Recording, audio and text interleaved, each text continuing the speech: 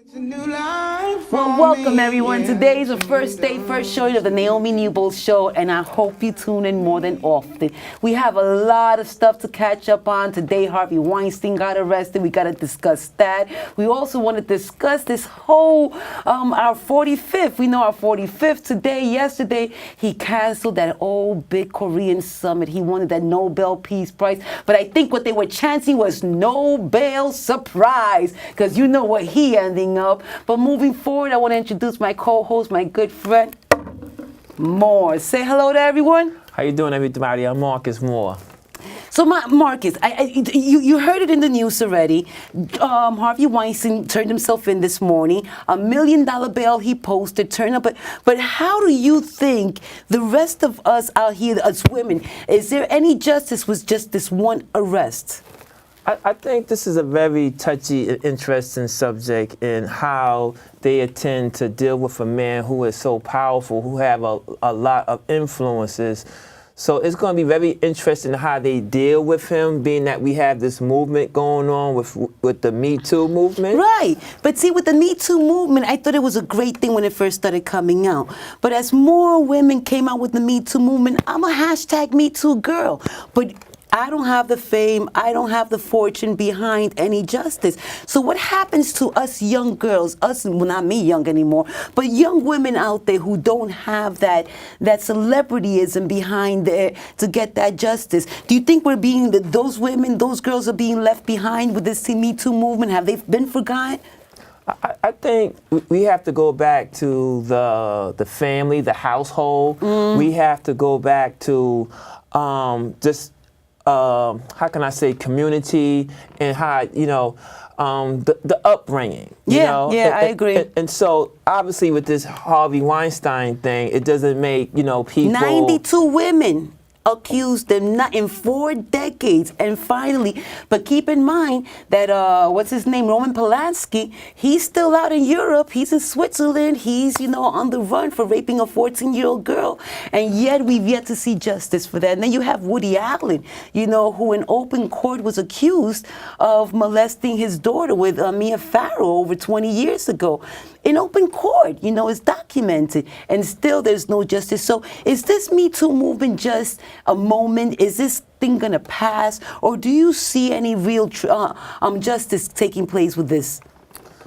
Well, once again, this is a very touchy issue right here, and I think that as this whole thing with Harvey Weinstein unfolds, we're going to see how this is going to affect the future of our country. Indeed. Next thing I want to discuss, have you seen that 45 yesterday he sent that Dear John letter to Kim Jong?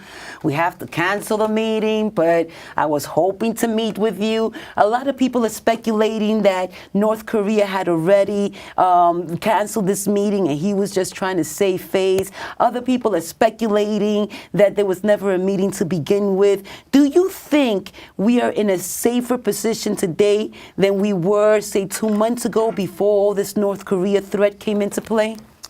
Well, you bring up some good questions. Me personally, this is just my personal That's what we're here, just for your opinion. personal opinion. Yeah, so I think that we have to really advise 45 on his decisions and really, help him to understand, because he's still he's a first-year president. He don't really know a whole lot of things. And he was never in public office to begin with. He has no concept of public office. I mean, he did run a private company, for most of his life. But it's a trend that's going on with 45 where he's doing these things like with the NFL. They're saying that it was his support that allowed the NFL to come up with this new way of doing things where they're going to be getting fined if they kneel. But at the end of the day, your First Amendment rights are being revoked. Do you see black players uniting and standing up together to protect their First Amendment right? So I'm seeing a lot of different things here in this day and time with sports protests, and I think that now sports athletes have to really think about this here. Do I want to, stand up for my community, or do I want this extravagant Keep making lifestyle? that money, yeah. Keep making that money, because at the end of the day, look at Michael Jordan. Michael Jordan made millions upon millions upon millions, but today he invests his money in private prisons. So he's waiting for you, people like you and me, to get arrested, so he can make some money. So is he one of us, or is Michael Jordan? I don't even want to call him an Uncle Tom, because people don't know the history of Uncle Tom, and Uncle Tom was a good guy. What people really refer to as Sambo. Sambo was the mean motherfucker. Sambo was the one that beat his slave mans and something. Uncle Tom was the one that said, I won't pick up a whip against my man. But people have used that Uncle Tom phrase for years. Is Michael Jordan Sambo? That's my question.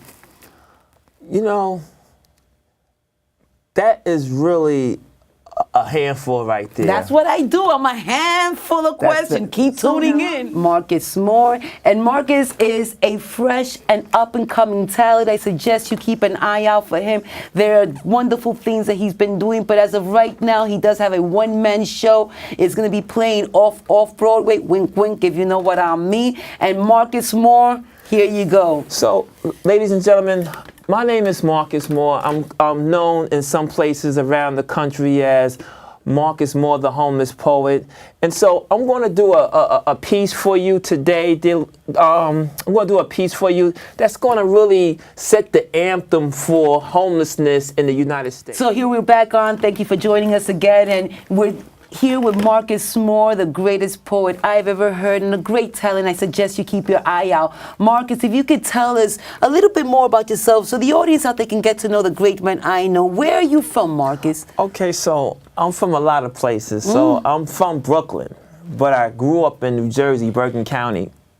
BK? Yes. Sorry, the hood came out. Yeah, so I'm from Brooklyn, but I grew up in New Jersey. What an experience, Big up to Bergen County, New Jersey. Big up to Jersey. Yep. Let me ask you, did you come from a big family, or are there a lot of children in that family? Are you all close? Do you see them now?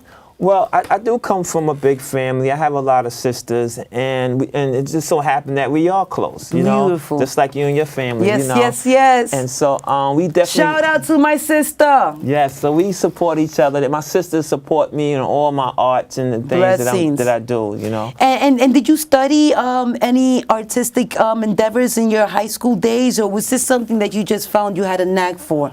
Very interesting question, because when I was in high school, I was in a fraternity called Enterprise. Okay. And so we did a lot of community work, and I never thought that I would be this age in my life still doing a service to my community. So when I went to college, I majored in sociology. Okay. Majoring in different cultures and people.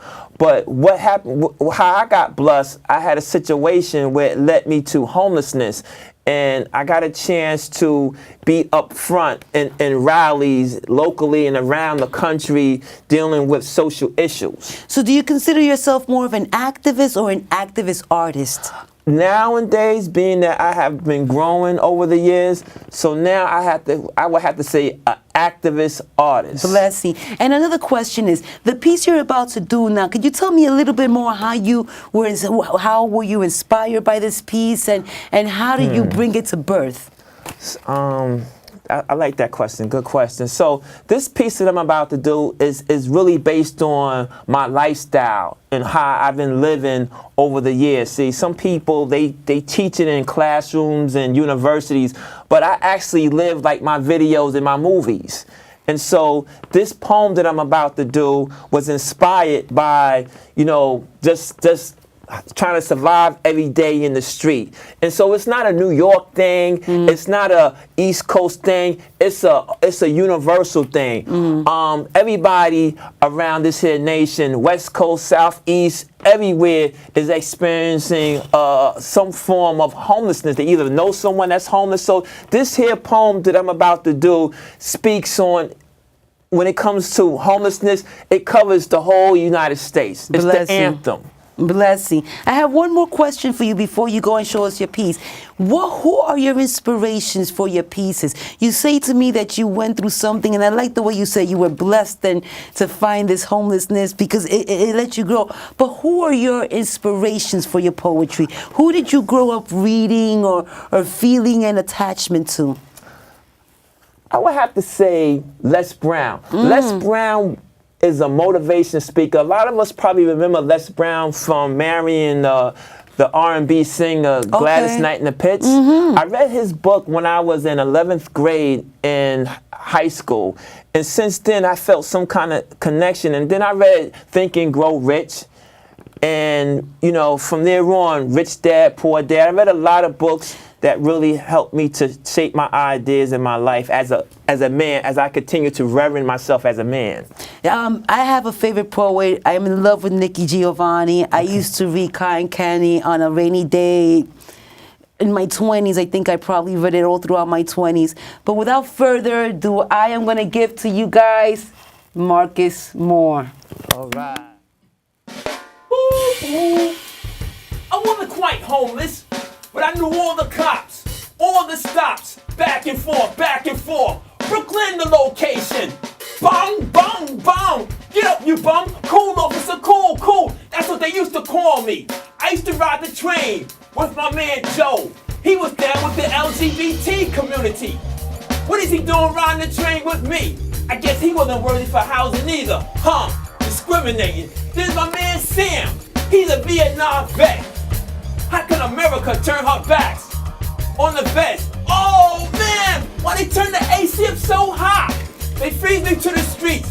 Nowhere to go, no homeboys, no girlfriends. What you gonna do, son? I'm hearing voices. One voice said, "You're gonna die in this street. You're gonna die. You're gonna die." The other voice said real peacefully, "Seek shelter, my son. Seek shelter." The other voice said, "Die, die, die." The other voice said, "Look, there's a abandoned building. Go inside." Oh no, I can't do it. I'm scared. I come this far by faith, leaning on the Lord. So I creep to the house.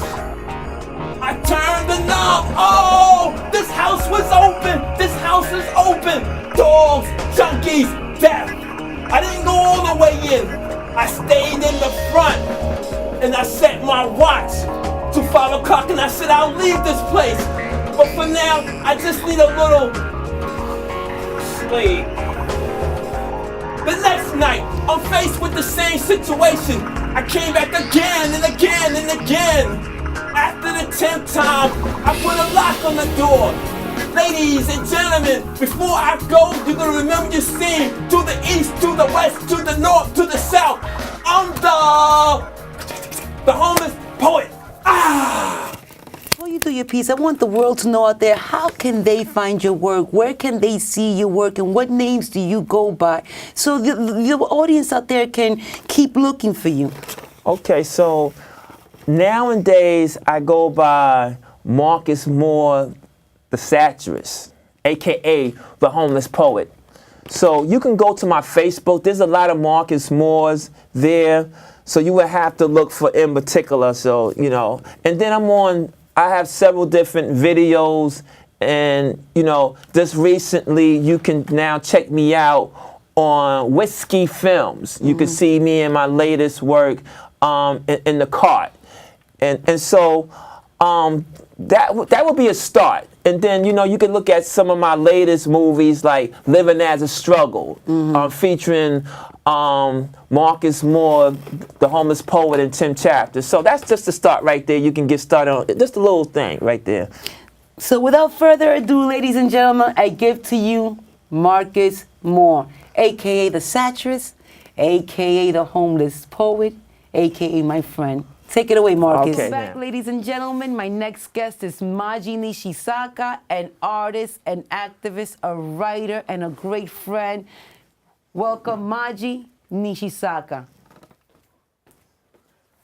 Thank you. Peace and blessings. Peace and blessings, Margie. Well, I'm very happy to be here, and I want to thank you for having me on your show at the Naomi Noble Show. I'm here to, my name is Maji. How are you doing today, Margie? Please tell us. I was telling everybody. I feel excited. I was telling my audience members, about your great artist work, your activism. And my question to you is, first of all, how did you come into activism, if you will? Did you have a calling for it, or has something happened that you feel you have a service to the community by which you live in? Thank you. Well, I come from a third world country. And, because I was born in a land where there was no electricity and no running water, it allowed me to be more spiritual and natural. So with that in mind, all these challenges, I just turned the negative into a positive. Blessing. And now, I came across beautiful people in my path like Katie Rubin, Melissa LeBron, Marcus Moore, of course, Naomi Newbold. These people inspire me to write my stories. Like I was going to get to that. I see you have a book here. Please, everybody, go out and get it. Street Poetry in any book vending station. Tell us a little bit about this book. I've read it. I've gone through it. It says it's by Concrete Justice. It has great poetry by different people. But you tell me a little bit more about this book. Yes, this is the first time that I have a collection of poetry, and I found myself in a low situation in life. And I started writing about it, in my car, and all these experiences, all these emotions, all these feelings, I just put them on a piece of paper. And it turned out to be therapy, and also manifesting my dreams. Blessing. So this book got published with Theater of the Oppressed, Concrete Justice, in a group that we perform forum theater. And you could get the book at theateroftheoppressed.com, Street Poetry, The Troopers, Concrete Justice. And, this is my first time publishing my poems, and I feel really good about it. I also know, Maji, you did a vampire horror movie, yes. Bikers. I do know Netflix has picked it up. It hasn't put it on yet. Eric Rivera's, but tell us a little bit about that experience. I'm looking for the movie. I'm looking forward to it. I'm a big horror movie fan. Let me tell you, for real, I feel blessed that I got to work with legends of hip-hop like Melly Mel, nice. Theodore, Casanova Cass. Shout out to the Bronx. And they did the soundtrack. I met Eric in the Puerto Rican parade because I got invited by Melissa LeBron. And Melissa LeBron is a CEO to Windows of Hip Hop. So she invited me to the Puerto Rican parade. I met Eric, and Eric's like, I like your attitude. Why don't we, come to my photo shoot? And it turned out to be a film about bikers, warriors, and vampires. Nice. I hear there's a porn star in that movie. Yes. Jeremy. Yes. Ron Jeremy. And Lilo Brancato. I mean, you have a lot of misfits. I was reading on page 6. There's a whole cast of misfits. I can't wait to watch the movie. I am so happy. I'm a horror movie fan. Anne-Marie, Eric. And I have another question for you, Ma. I have several questions. I want to know so much. But for right now, Maji, tell me a little bit about your spiritual sense. I get a sense that you are seeking a higher connection, if you will. Yes. Tell me more about that. Yes. I was born in August 1969, and because of that, I'm very confident. And at the same time, with this confidence, I want to school people when they look at me. I want to show confidence. That's the reason why I wear my crown, because we come from royalty. And I want to remind everyone that we are royalty. It is not what you have, but what's inside of you that makes you royal, where you connect with that spiritual essence by breathing and doing meditations and doing yoga, stretching. All these things become royalty, spirituality, where you manifest, your own destiny. Blessing. So I want to thank you all for being here. I want to thank you for inviting me. It was a pleasure. I hope you come back. Yes. I would love to have you again. Please go get her book. Is it okay if I do a piece before I leave? Absolutely. I do have a Marcus Moore poet coming up first. So please get the book. Yes. You can get it at theatertheoppressed.com. Yes. Concrete Jungle published this. Great writing. Also, good I gotta reading. tell you, I opened up a film company and it's called Whiskey Films.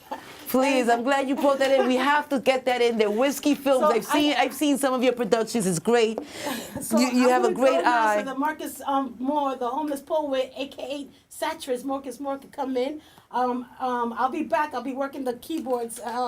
Naomi, thank you. You're doing a great job. Blessings. Thank you. But here coming up to the stage, none other than Maji Nishisaki. Is this microphone? Yes? Awesome. So, I'm going to read a piece from my published poems, and this one is called Everything is Going to Be All Right. Everything's Going to Be All Right by Maji Nishisaka. Everything is going to be all right is what my mind keeps whispering to me when I pay for a place to stay. And in the process, I get no respect. Everything is going to be all right. That's what I keep telling myself when I'm alone in the cold, hungry, sleeping in the streets at night. Everything is going to be all right. When I look out for the world, but the world don't look out for me, everything is going to be all right.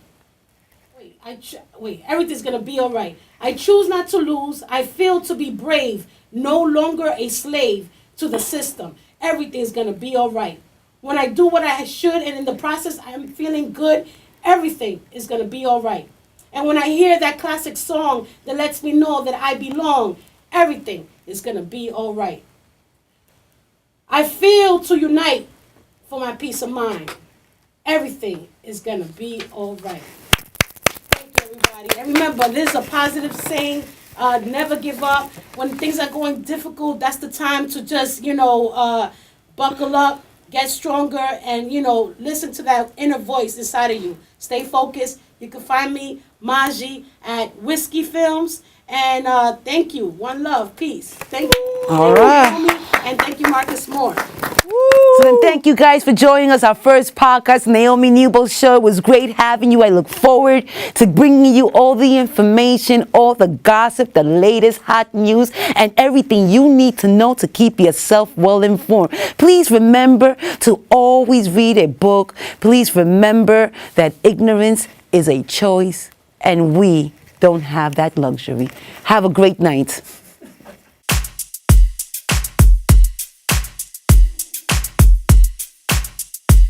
Okay, Marcus, come over here. Naomi, because this is our first show together. Oh, no, that way. Is that corner? Yeah, we go. There we go. All right, Naomi, you should be in the middle.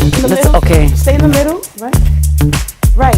This is our So just to let you know that now's the time to give you a little tune of what's on my mind. You niggas don't know where I'm coming from. I got your backs, I got your fronts, I got your sides up front. You ain't shit, motherfucker, you know you not. I got your life, lost it. Anyway. I was almost there. This is our first show. There's going to be more to go. And we were just having fun. And remember, suck your man's dick every night, cause somebody else will. I just want everybody to peace out. I want everybody to get together with whoever they feel comfortable with, and continue to love, peace. To the next show. Thank you. It was good. Yo. Let's go see some of it now. Oh wow, Naomi. Let's go see some of it now. Oh wow, we did it. Let's go see some. Let's go see some. Now I know for next time. Makeup, better clothes. Right, the outfit was good because I'm more conservative dress. So I don't want to be all funky and crazy.